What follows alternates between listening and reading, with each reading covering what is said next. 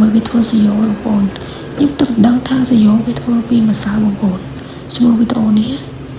បងប្អូនគេមានប្រេងបន្តិចហើយគេចាក់លីជាមួយម្សៅបងប្អូននេះគេចាក់ស្អីទេពណ៌មកបងប្អូនហើយនេះគេយកមករំលាយចូលគ្នាខ្លះជាម្សៅហើយគេយកទៅដាក់នៅក្នុង